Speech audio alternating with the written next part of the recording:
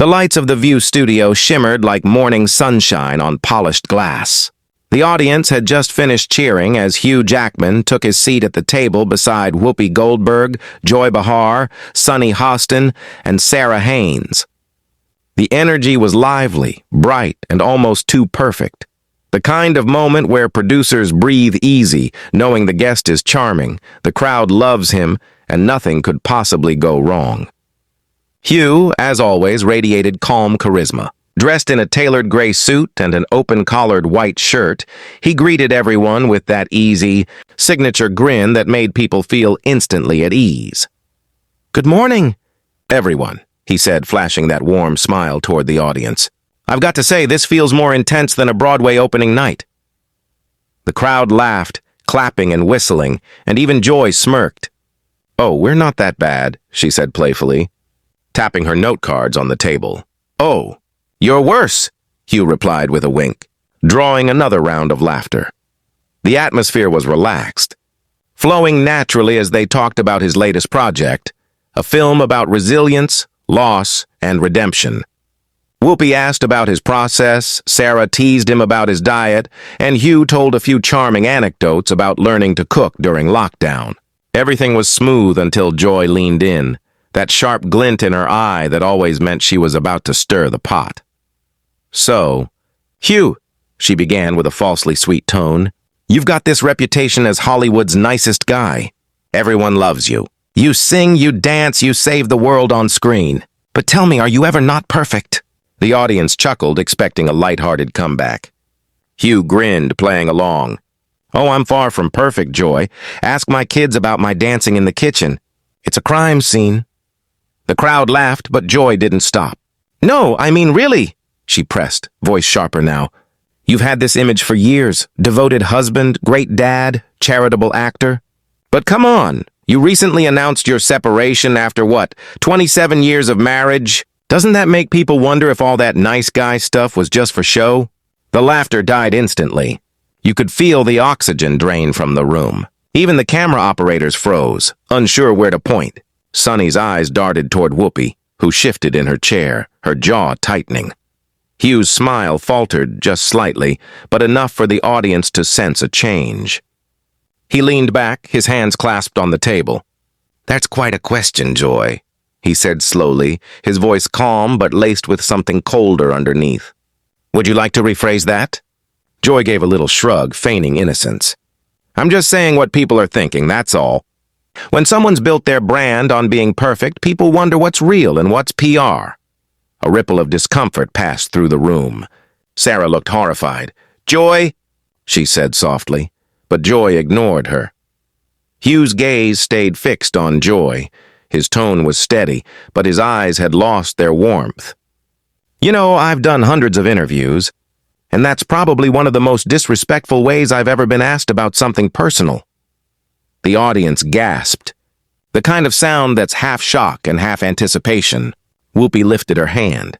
"All right, let's take a breath," she interjected, trying to diffuse the growing tension. But Joy smirked slightly, sensing the attention. "Oh, come on, Hugh," she said, waving a hand. "You can handle a tough question. I'm not attacking you.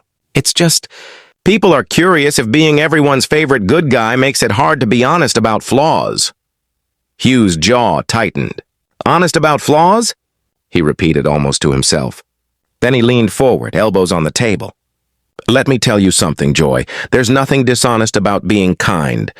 There's nothing fake about trying to do good.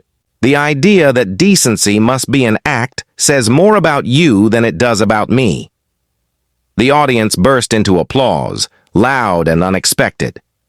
Some people even stood. Joy blinked, thrown off balance, but tried to recover. All right, you're very noble," she said quickly. "But come on, Hollywood's full of people who pretend to be saints. I just don't buy it all the time."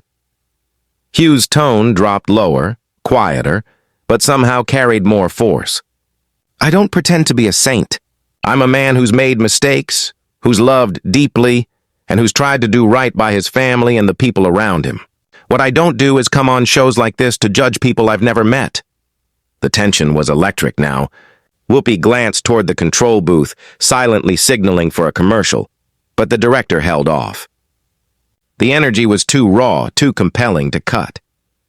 Joy leaned back, crossing her arms. "You sound defensive." Hugh laughed once, short and sharp. "Defensive? No, Joy, I'm just disappointed. I came here to talk about my work, not to have my personal pain turned into entertainment." The audience clapped again, this time louder, backing him. Even Sunny nodded subtly beside him. Whoopi cleared her throat. "You know, this is what happens when we talk about real stuff on this show," she said, trying to smooth the edges. "It gets emotional. But Hugh's right. There's a line." Joy exhaled, looking annoyed. "Oh, please, you guys act like I kicked a puppy. I asked a question. This is The View, not story time, with Hugh Jackman." When the commercial break ended, the atmosphere inside the View studio felt completely different from the laughter and lightness of earlier that morning. The audience, who had been buzzing through the break, quieted down as the red recording light blinked back on. There was tension in the air, the kind that feels thick enough to hold. Producers had been whispering frantically behind the cameras, and the hosts were seated again, smiling that overly careful smile TV personalities wear when they know the storm isn't over. Whoopi Goldberg tried to re-establish calm. "Welcome back to The View," she said in her steady, no-nonsense voice. "We had a little passionate conversation before the break, but that's what happens when people care deeply about things. Hugh Jackman's still with us, and we're going to keep this going, civilly." Hugh gave a small nod, his expression composed, though there was still a flicker of irritation in his eyes. "Always civil," he said quietly. Joy Behar chuckled, forcing a lighter tone. "Well, I hope you didn't take me too seriously, Hugh. You know how we do things around here. We poke the bear a little." Hugh's lips tightened. "I don't mind being poked, Joy. But there's a difference between poking and prodding open wounds." The audience gave a small murmur, part gasp, part admiration for the way he held his ground. Joy leaned forward, trying to recover control. "Look, I didn't mean to offend. You've got this image of being Mr. Perfect, and I thought you could take a little jab." Hugh turned his chair slightly toward her, his calm voice now deliberate. "I can take jokes, Joy. I've spent my life being roasted by my friends. What I can't take, and won't, is when someone disguises disrespect as humor." Whoopi raised a brow, looking impressed but wary. "Hugh, I think what Joy was trying to get at—" He interrupted gently but firmly. "Whoopi, I know exactly what she was getting at." "And that's fine. But let's call things what they are. It's become normal on television to tear people apart for ratings. I don't do that in my work, and I won't let it happen quietly to me." The audience applauded again, louder this time. You could see Joy's expression shift, part defensiveness, part embarrassment, part stubbornness. She wasn't used to being called out this directly, especially not by someone who still managed to sound gracious while doing it. Sarah Haynes, ever the peacekeeper, tried to lighten the moment. "Okay, let's all take a breath here. Hugh, you're doing this new project about finding light after hardship. Can you tell us what inspired that?" Hugh smiled faintly at her, grateful for the redirection. "Sure, Sarah. The movie's about a man who's lost everything, his career, his marriage, his sense of identity, and he has to rebuild from nothing. What drew me to it is the message that pain doesn't have to define us. We can let it refine us instead." Instantaneous this time, filling the studio with noise. Even Whoopi looked down, hiding a smile behind her mug. Joy tried to pivot, but Hugh wasn't finished. His voice grew quieter, almost reflective, but each word landed like a hammer.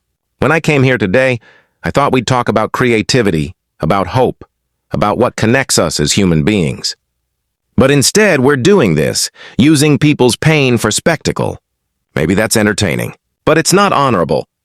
It was rare to see Joy speechless, but she said nothing. Her usual sharp wit had deserted her, and all she could do was glance away from him. Sunny Hostin finally spoke up softly. "Hugh, that's a fair point. I think sometimes we forget that celebrities are still people dealing with real emotions. It's easy to turn them into symbols.